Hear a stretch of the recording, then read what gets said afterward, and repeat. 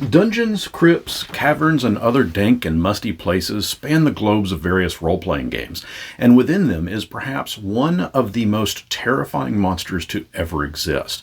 Many claim that they don't exist, that they couldn't possibly be real, but when you're delving deep into the earth and you swear that the ground is moving, it's because it is. GameMasters here, and the Gibbering Mouther is a monster that I've included many times in my games. And I want to present this creature to you, not by giving out its stat block, but by painting a picture of how horrific it is. And I'd like to see how you could incorporate it into your game. And I'll warn you now, some viewers may find this video disturbing. I rather like darker elements of horror, and to me, nothing comes close to conveying that feeling of discomfort more so than the multi-eyed, multi-mouthed Gibbering Mouther. It has been a part of Dungeons & Dragons going all the way back to its advanced Dungeons & Dragons days, and has remained a constant source of horror simply because of its unrelentless consuming nature. They are an amoeboid-like form of life, made up of a tangled mess of eyes and mouths held together by loosely strung muscle. Some of these aberrations can get up to 200 pounds or more. They typically inhabit underground areas due to their mucousy, slimy mass being sensitive to sunlight. But even then, it's only a temporary discomfort for the Mouther because their amorphous body constantly shifts and changes, with multiple mouths and eyes bubbling up to the surface, then slowly sinking back down again. They are not inherently evil. In fact, they're actually neutral in alignment, but they don't differentiate between friend or foe because anything out there that has flesh and blood, it considers it to be a meal. A Gibbering Mouther will lay in wait on a cavern's floor with its eyes and mouths closed, appearing as a mound of wet earth until something steps upon it. This is when it will attack.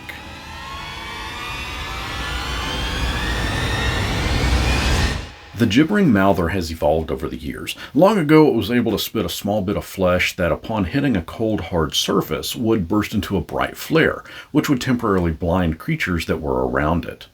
Over time, it would gain the ability to spit more solid strings of flesh, with those more solid bits ending in one or more eyes, but also had a mouth that could bite at its target. Some have witnessed up to 6 such projectiles in any given attack. Others claim that the spittle of flesh could cause acid damage. Further, it can cause its amorphous body to move and wrap itself around a prospective meal and use its multiple mouths to bite. If 3 or more mouths are able to take hold, then there is a chance that the creature that the Gibbering Mouther is attacking is going to stumble and fall. And once that happens, it will flow over its victim and begin to consume. Some say that the Gibbering Mouther is a result of twisted magical experiments, sorcery gone foul.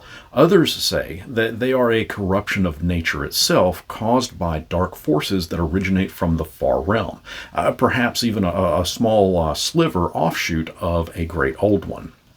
Rumors also say that the Mouther has a brain located in its mid-portion, but because of how amorphous it is difficult to strike that one vital spot without getting too close. Even targeted ranged attacks can be difficult, as its body is constantly morphing and shifting. Because these monsters can become so large, and they can morph their bodies, it is possible that they can go after multiple targets at once. But should you attempt to run, it is the Mouther's movement that is truly disturbing.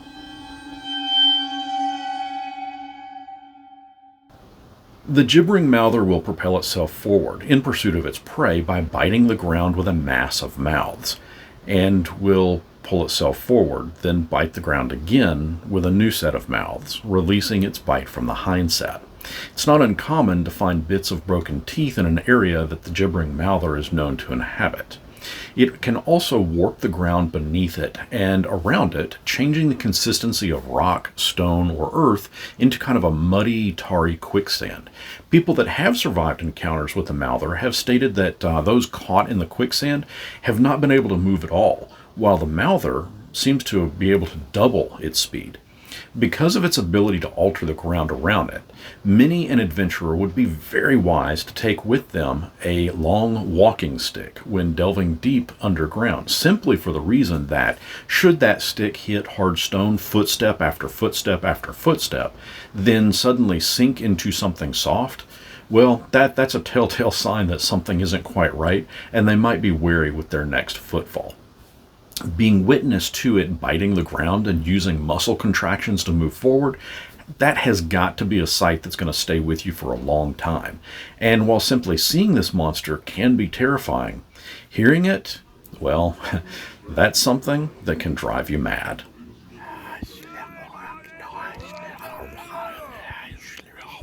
You may hear whispers at first. Those whispers will grow louder. You may not be aware of where they originate from as you explore the cavern. You may even lean in to concentrate while trying to focus on where it's coming from. And perhaps you recognize a single word out of a minute-long drawn-out bit of murmur and chatter coming from the darkness. But then, the sound gets louder, and the chatter seems to be coming from all around you as dozens, perhaps even hundreds of mouths all begin to talk in a confusing gibberish. This gibberish can affect different people in different ways. Some simply wander around in confusion. Others stand still as if stunned. Some may attempt to even attack the next closest living thing, their friend or party member, while others will flee as if under the condition of fear. And even then, those that run in fear may not get away if the Gibbering Mouther has turned the ground under their creature's feet into quicksand.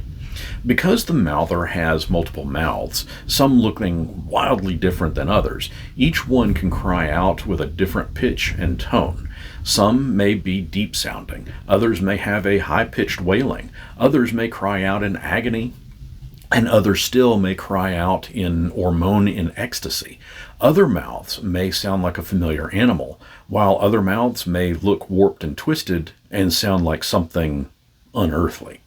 The gibbering of these mouths can echo off the cavern walls. The cries and wails can be unsettling and could easily cause one's mind to break from a touch from reality. This is a perfect opportunity for the Dungeon Master to make use of the short-term madness table found in the DM's guide. While the sounds of incessant nondescript chatter isn't easy to deal with, it is the eyes of this monster that can really pierce the soul. When a Gibbering Mouther envelops its prey, its multiple mouths begin to gnaw, feast, and devour, and it will leave nothing behind. No flesh, no bones, even the last bit of blood is licked up and consumed. Once consumed, the mouth and eyes of what the Mouther just feasted upon will boil to the monster's fleshy surface. The party members left alive can only sit back and watch as the eyes that they have looked into so many times in the past are now looking back at them. Only now they are a part of this horrific monstrosity. But what's worse is that through the cacophony of gibbering that they hear, one of those mouths is now vocalizing their fallen friend. Help me. I cannot thank everyone enough for joining the video today, and I really hope that this revealing of the Gibbering Mouther and its potential for horror has inspired you to make use of it at your table. My name is Brian, and I've been playing and running role-playing games since the 1980s. We've got a rockin' Discord that you can join, and there's a link to it down below in the description. I've also got a Patreon set up where I offer up things like Fixing Vecna, a document that contributing members can download that goes over my fix of the adventure Vecna Eve of Ruin. I'll also be releasing in the near future over there a revamp of my Endless Dungeon, as well as an old school style adventure due out in mid-July. I also cannot thank my patrons and YouTube members enough, as their contributions have made it so that I didn't need to take on a sponsored ad for this specific video.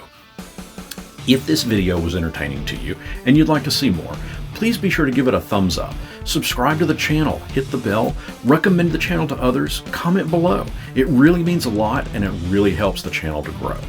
Thank you for watching.